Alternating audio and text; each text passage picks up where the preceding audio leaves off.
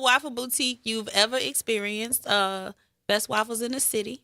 So I started Crazy Waffle Bar in 2018. And so I transitioned from education and realized there was a lot I needed to know about scaling the food business. The barrier entry is really not low. There are a lot of legal formalization steps that you need to go through in addition to certifications if you want to scale your business and also be a good steward of your product and do a good job for your customers, right? And so I realized that there was an intersection of like culinary arts and education that I needed, food costing, things of that nature. And there was not a food incubator in the city at the time. There are incubators, there were food programs, but there were no shared kitchens that offered incubation support. And so, I tried different shared kitchens. I probably been in every accelerator in the city. You did your homework. Yeah. I did my homework. Yeah. I didn't even know I was doing my homework. So fast forward, the pandemic came. I had just opened my storefront in January. I had to close it in March, and I started popping up on my lawn. I call it an open air market. Try to get fancy with it. We don't do pop ups. We do open air Pop-up markets. was supposed to be fancy. That was like making it a term where you were actually doing something pop up. I remember when I started hearing pop up, I was like, pop up. It sounds cute. What is it? Yeah. And then I started doing them too. So an open air kitchen, I love it. Yeah. So our open air market. Open air market was outside on. Our open air market was outside on a lot next to my home. And I needed to I was in business school at Tulane. I needed to save my business because the storefront closed. My tenants didn't have revenue, no money was coming in. And so I'm like, okay, I need to save my house because the mortgage company was still collecting nonetheless. Absolutely. And so I started selling my waffles outside again. I started popping up in my open air market again. And then other entrepreneurs reached out and was like, hey, I'm not making money. Can I join you? And next thing you know, I had an open air market of food entrepreneurs selling their goods so that they can make a living. That into existence, yes. Your open air market, right? Exactly. I really did. And while I was waiting on my SBA support, many of them wouldn't receive anything because they weren't legally formalized. So I'm like, oh, did you hear back? And they're like, hear back.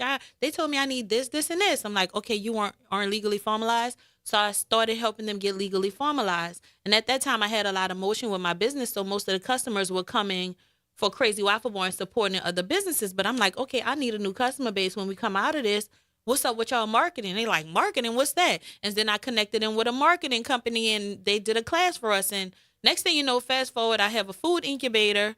I purchased a building on 4th Street. We no longer have that building, but we have our building on Eve Street, 4228 Eve Street.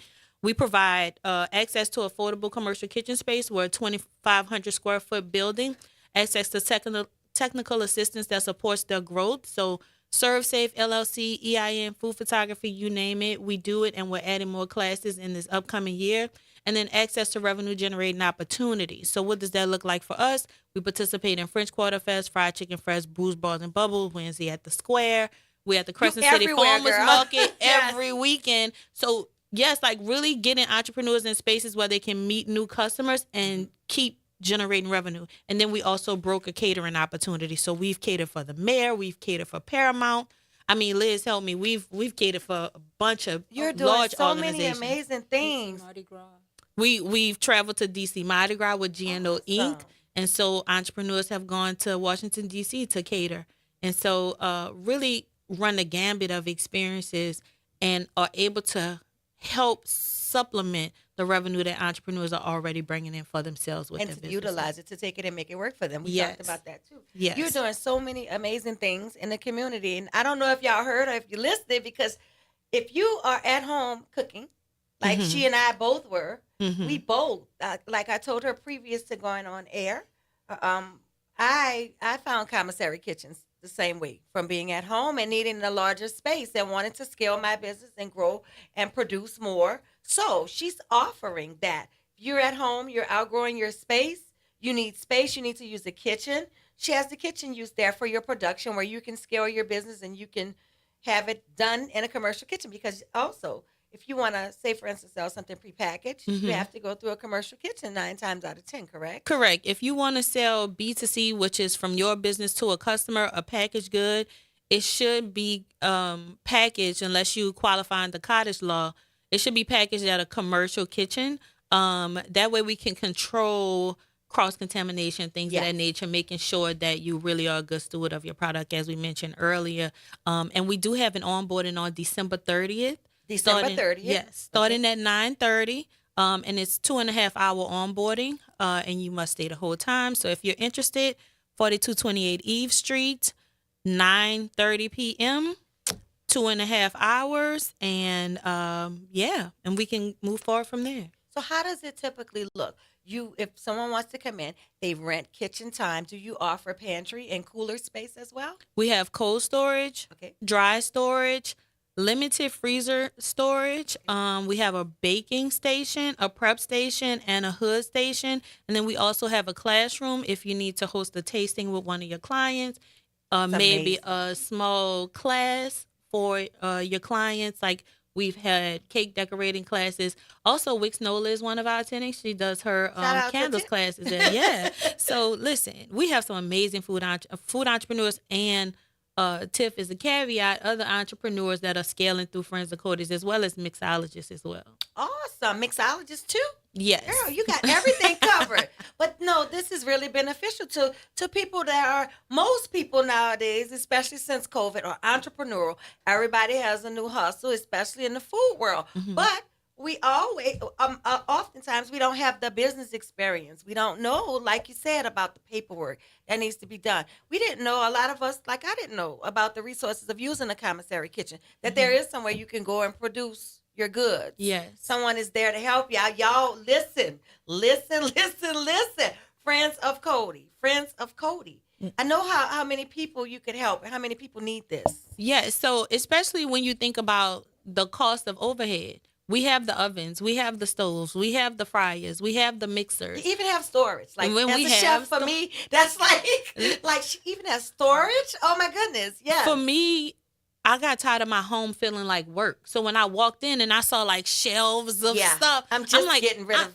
But it's been 2 years and I'm down to the last wire rack. It's gone. Right. Yes. It's like I want to come home and feel rest, not feel Yeah. work. And so just the mental part of creating a separation. Now, granted, it was different when you could wake up 30 minutes before a catering job or an hour versus, okay, you need 30 minutes to get dressed, you need travel time, That's the you only need thing I prep miss. time. And when I need a break, I so- can go lay in my bed. And look, I'm just being honest. We all start somewhere, but at Yeah. some point, like Yeah, you you said, we gotta gotta grow. Like I kept tripping, like my fuse box, like with all of the Yup. stuff overloading, literally fryers. It was too much. When you you're know? a food entrepreneur, when your house, your pipes and everything is not made for that. No, it's not made for commercial Right. use But at all. when you're a food entrepreneur, you become an electrician, you become a plumber, you learn all of those things about amperage and, Yes. equipment, you know Yes. how to do the numbers. So you learn a lot. When you're a food entrepreneur, you're a scientist. Yes, you're all of the everything. You're the things. problem solver. Yes. It is. You wear many, many hats. And my experience, one day I'm going to write a book about it. Because, look, my refrigerator broke in the middle of my operation. I had an ice chest. So I've been through it all. Yes. And I would have definitely appreciated having a facility like yours as a plan B, Yes. or as plan A. Like, again, the outgrowing of the home, you have to go to a commercial kitchen at some point. But also, you're offering the resources for, like I said, the paperwork. Because I encounter people all the time. And they're like, I give them information. Oh, you got to do X, Y, and Z and go here. And they'll help your business. But like you said, their business isn't legitimate yet. It's literally you go on a website and you can ink your business. Like but it's a process. And like I said, people don't know about it. But you're offering resources for that, how to get your business legitimized. Also, are you telling them about insurance, everything they need to have for Yes. liability and Yes. things like that? Because also people I've encountered, they're not aware of that. Yes, every food entrepreneur at Friends of Cody's has their own business insurance. They have their own health permit, because if you're going to scale out of the kitchen, you need to at least have gone through most of those processes yourself. So when you open your own space, what does the health inspection, what are the expectations? You should know that. Safe serve and Yep. everything else. Correct. So And do so, you point them in a direction of safe serve? So we host Serve Safe classes, and often I pay for them. And so many of the entrepreneurs that take the classes at Friends of Cody's, they did not pay for the test, which is the value of it is like $200 and something. But we keep the book. So, but the value of it is, one, having someone that can do follow-up work with you. So sometimes we do a pre-class before the class, because most serve safe classes, you show up, you kind of drink from a water hose, and then you take the test at the end. But everyone's different. You know, we have Right. different types of learners, and your ability to retain that information shouldn't be connected to how long it takes you to get it, right? Right. To comprehend it and to digest it. And so oftentimes we add some extra cushion on the front end, so we do like a quick speedy course, and or entrepreneurs actually pick up the book from me in advance, which is not something they always have the opportunity to do if they take it elsewhere. Right. And so partnering with Fund 17, they're our programmatic partner in this. They're able to help secure the funding that pays for that test. And so awesome. one thing people don't know about Friends of Cody's is we don't have any grant support. All grassroots. It's all earned revenue from catering jobs and from kitchen rentals. So essentially, it's a cycle of support, because food entrepreneurs paying their kitchen rental help offset other individuals' kitchen rental, which also helps pay for the classes. And then we have programmatic partners that pay for the resources for those classes. And so as much as I want the city or other nonprofits to come in and support us, I do love that we have a solid foundation that if anything is taken from us, that like a grant that someone is giving us, we've already created a foundation that we can continue helping to support and grow collectively. But that don't mean we don't want your money. So if you're listening to Yes, if you listen to this, you got grant funds. We need money. Listen, exactly. Because the money's there. It's there. It's just sitting in the case. That's another thing, in case y'all didn't know. There's money out there for you. Yeah. Especially for what you're doing. It's a brilliant idea. And I can't see anybody not putting any money behind it. It's brilliant. I challenge anyone to find another shared kitchen food incubator in the city of New Orleans, in Greater New Orleans, or in the state of Louisiana outside of Southern University's one incubator. That's not, it's not in New Orleans. Wow. It's in Northern Louisiana. So find another one, because we're the only one. Right. And so I would love to see what it could look like if we had more grant dollars to support the growth. Absolutely. Or if I had a team, because we touch over 200 food entrepreneurs every year, and it's just me. I don't have a team. I mean, we do it collectively as food entrepreneurs working in the same ecosystem, in the same hub. Right. That's awesome. And so many people, things that's going through my head right now, places that could work with you and fund you that I know probably will want to jump on board with you. But it was absolutely a brilliant idea that you came up with. So tell me the story behind Friends of Cody, because I heard there was a story behind the name. Yeah. So Cody is my cousin. We were raised like brother and sister. My mom raised him, and he fell through the cracks of the juvenile justice and mental health system. He was an amazing artist. But he was one of those kids that kind of people would say like want to be down, just want to be a part of the cool kids, you know. And so he got caught up in some situations, ended up in juvenile facilities way before Gina 6. And so he experienced a lot. And when he came back home, he was very different. Diagnosed as paranoid schizophrenic. And he actually spent a lot of time. There's a sleep out tonight at Covenant House. He spent a lot of time at Covenant House. He felt really secure, strong, and seen there. And so whereas the house was always open, that's where he spent a lot of time. Neither here nor there. He roamed around a lot, from New Orleans to Florida, finally ended up in Vegas, and he died of an accidental overdose. So he was on prescription drugs, but he also smoked spice. And it didn't blend well. That's the synthetic marijuana. Yeah, synthetic marijuana. And it didn't blend well. This is a story that was told to us. And it didn't blend well with the medications that he was taking. And he was found unresponsive in the group home where he lived in Las Vegas. And so what I love about naming the organization after him is that people are recognizing him and saying his name now more than they ever did, because he roamed so much. He didn't establish a lot of friendships, relationships. But that's just the surface level part of it. I am looking to build an intentional relationship with a mental health service provider and figuring out how it works well with Cody's. But I've been taking my time with building that relationship, because it has to be the right fit. Like, I'm just waiting on God to connect me with the right. You will know right. when it's ready, when it's time. Absolutely. So I love that story. I love that you're honoring your brother, because he's your brother. Yes. I love that story. And Mama, you raised him. I'm sure you did an awesome job. So we're all friends of Cody's now. Yes, yes, exactly. We're all friends of Cody's now. I love your story, and I love that you're touching so many entrepreneurs. And they brought me a cookie from one of them. Roll that dough. This is from Roll That Dough, y'all. Y'all know how greedy I am. So Liz, do the honors. Please tell everyone what this is.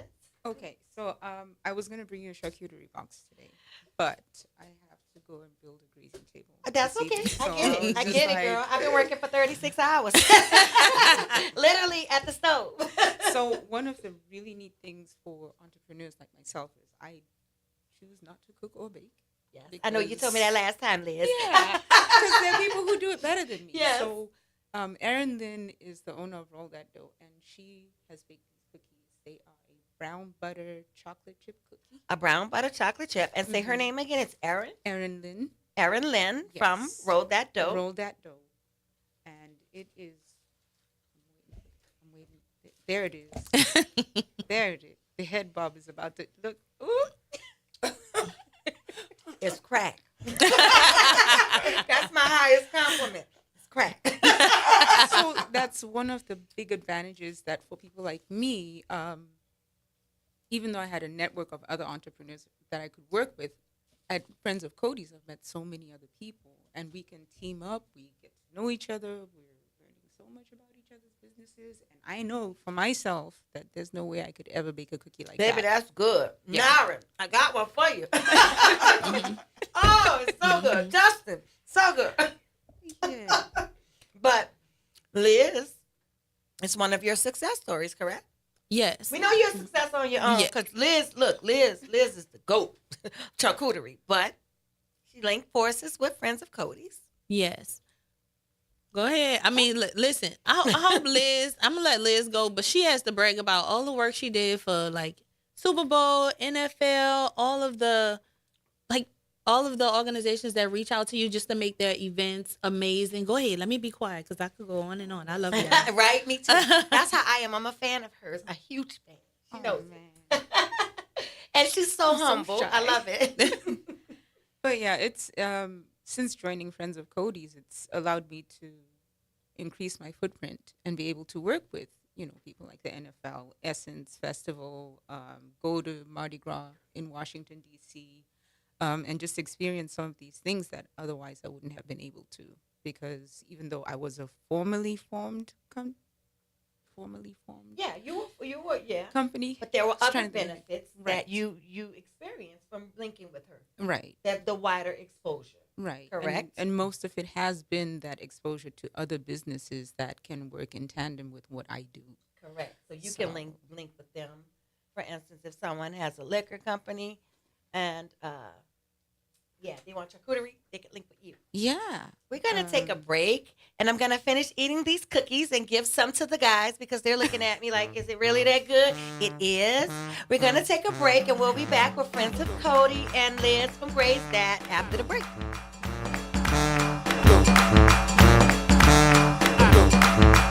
Babies inside of Vaucressan's Creole Cafe, serving the best authentic Creole food in New Orleans. Gumbo, yakami, smothered okra, seafood potato, crawfish etouffee, and more. We're located at 1800 St. Bernard Avenue in the heart of the 7th Ward, Tuesday through Saturday, 11 a.m. to 3 p.m. Ask about catering and event space rental. Follow us on Instagram at Eat Crawbabies NOLA, on Facebook, Crawbabies LLC. Y'all know I'm all about keeping it authentic and keeping it New Orleans. And when it comes to my remoulade or dressing up a perfect po' boy, there's only one mayo that's been doing it right since 1927, and that's Blue Plate mayonnaise. Born right here in New Orleans, Blue Plate uses only egg yolks, just like my grandmother Viola taught me. That's what gives it that extra rich, creamy texture that makes everything taste better. You know what they say, that's the good stuff. Blue Plate mayo, made in New Orleans and made to make everything taste like family. WBOK. Online at WBOK1230.com.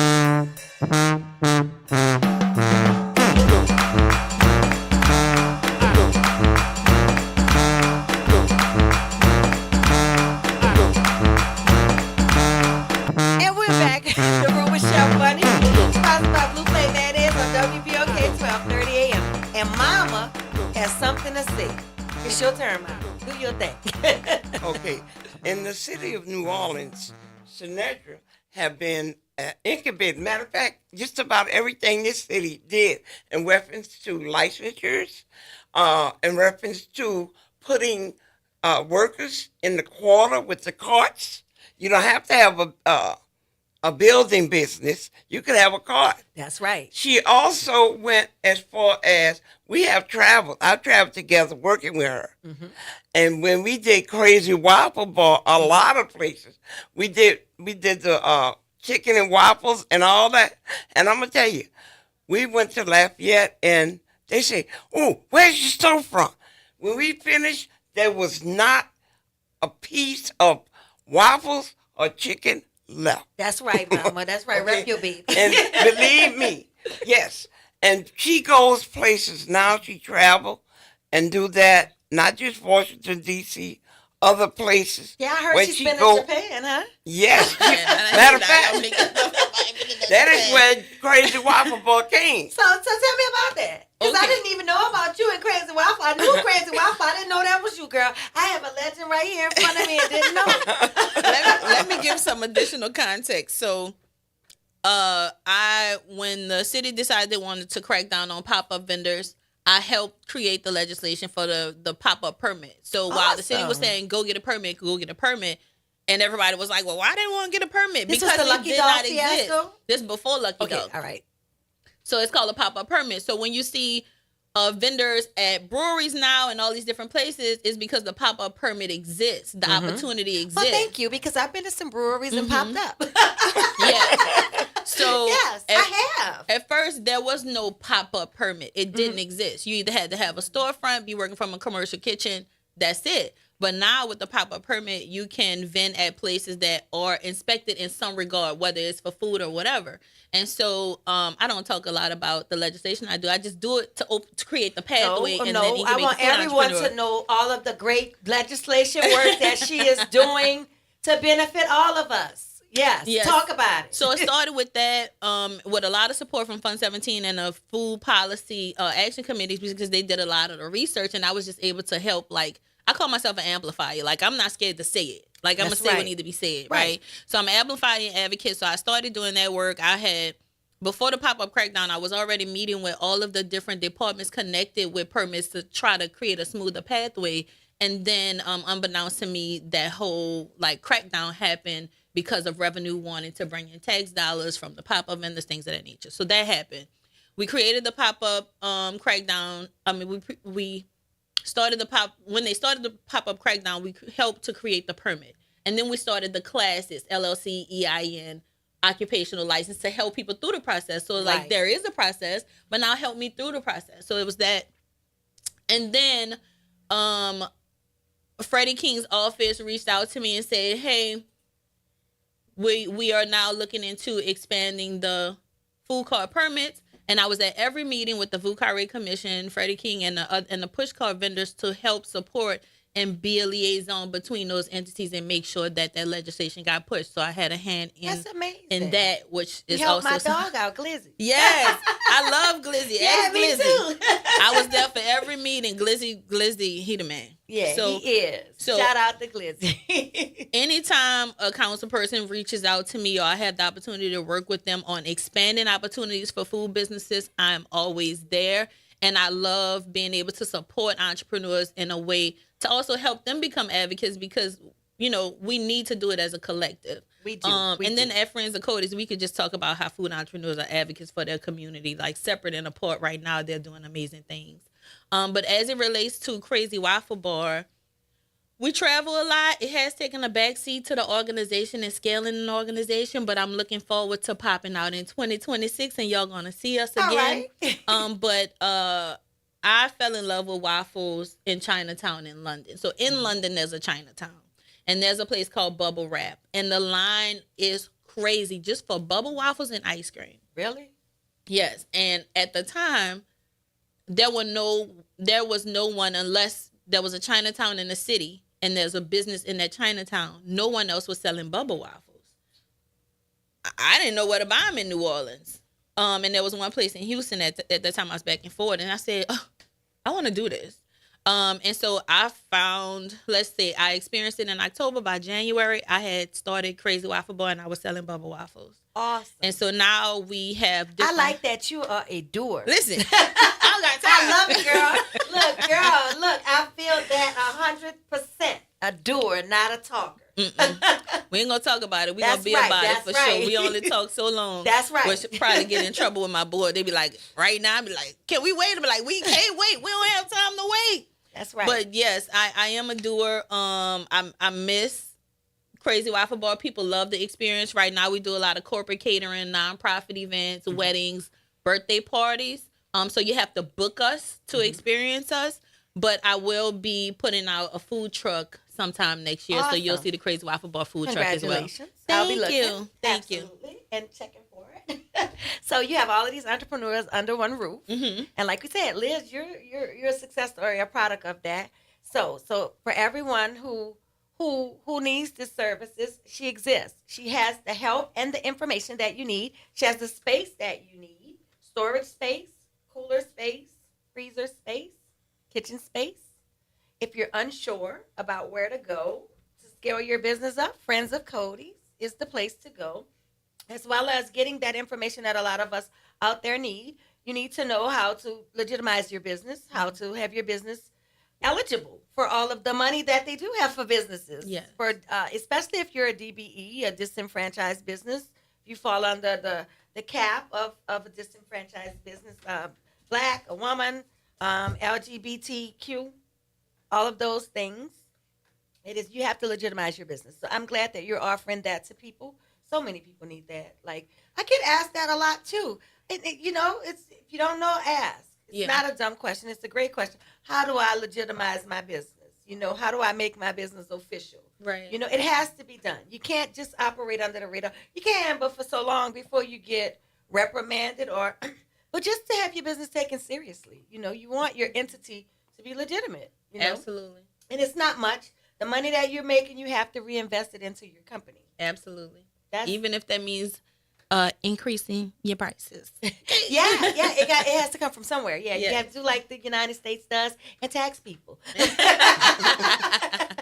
So yeah, the money comes from somewhere. But no, you're doing an amazing thing. I'm glad that you exist, that you're giving people this information, this knowledge, and that you're succeeding as well in the process. You're not just being a do-gooder and not reaping rewards. I am, and I wanted to add this. We talk a lot about the classes, but there are other efficiencies that come along with being in a space with other food entrepreneurs, whether it's bouncing ideas off each other, being labor for each other, because we all know employing individuals is difficult, whether you it's right challenging. So either getting the knowledge that you need, like having that serve safe training so you can turn your back and everything's going to be okay, or if it's the integrity that comes with presenting a product. And so what you'll see is entrepreneurs at the kitchen, like being each other's staff, or That's supporting awesome. each other, or even brokering catering jobs amongst each other. I love that. That's So- how it usually works with my friends in the food community. Yeah. I guess especially with our community, it's really small. It's a small community. So we're all friends. Everybody gets along. And like you said, I can imagine in a condensed area like yours, because we do it just amongst ourselves. Yeah. But it's always we share information when we find out something. And I could defer to people. I have many food friends and people who've done it longer and know more than I. It's always great to have someone in that capacity. Right. Everybody knows Beyond is my friend. She's also like a mentor, though, because it's things that I don't know. I can call her and I say, and she's like, "Girl, let me tell you." She'll take time out, but that's necessary. Right. It's invaluable to have. So to have all of those people that are experiencing the same thing in one building, you might think, you're just having a conversation, but you got something beneficial out of it, right? Yep. And then the other side of that is some of them had careers, like my career is in education. Liz is well traveled. She's done so many things I can't even name. Like, she is very culturally rich amongst different cultures.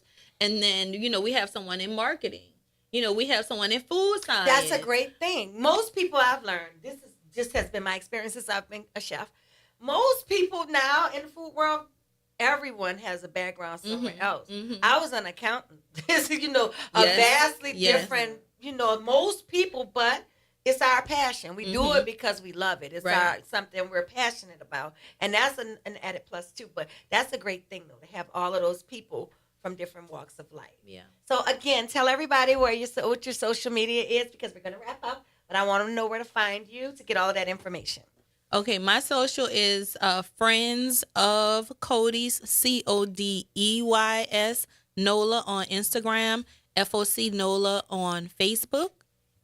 And we are at 4228 Eve Street, New Orleans, Louisiana, 70125. Okay, what's your hours of operation in case someone wanted to swing by? Nobody can swing by. They can- Do not Call swing first. by. Call first. We have, I mean, I like to make sure our space is safe. Like I said, we have mostly female food entrepreneurs over You're there. right. And then too, you And have to so- book the kitchen. and you have to book the it, kitchen. so you can't just swing. So if you're interested, I see you on December 30th at 9:30 for onboarding.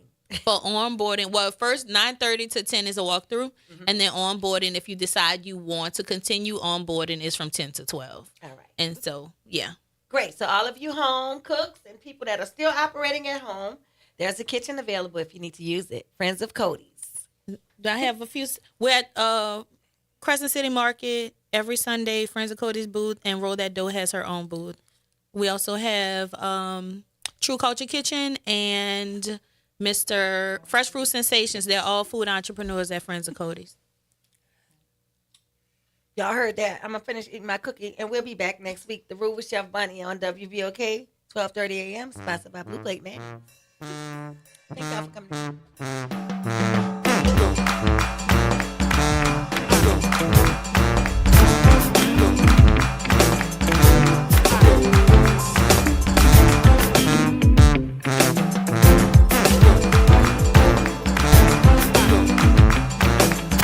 From the campus of Xavier University, WBOK Go and Equity